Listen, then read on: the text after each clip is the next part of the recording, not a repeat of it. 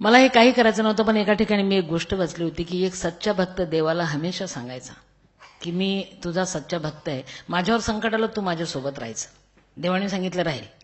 असं कसं राहील? अरे तू देव आणि मी भक्त, मला कसं कळणार तू माझ्यासोबत आहे?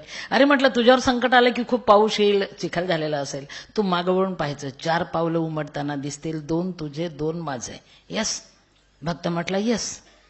आलं त्याच्यावर संकट, पाऊस पडायला लागला, चिखल झाला, त्यांनी मागवून पाहिलं, 4 पाय उमटत होते. त्याला वाटलं क्या बात आहे, भगवान हमारे साथ है. जास्त संकट आलं आणि त्यांनी मागवून पाहिलं, हा आहे की नाही, थोडं डाऊट आलं त्याला. आणि नंतर लक्षात आलं की 2च पावलं उमटतात, 2 नाहीच आहे.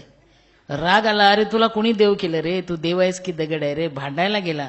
देवानी सांगितलं का रे? अरे म्हटलं 2च पाय होते आणि त्यावेळेस तू नव्हता माझ्यासोबत, मला तेव्हा तुझी गरज होती. वेडा आहेस का?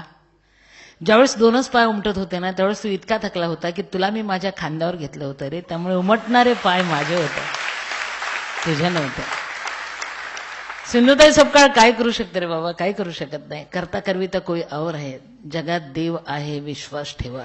मी मानते, तुम्ही माना, अनुभव हीच खात्री. पुढचं बोल.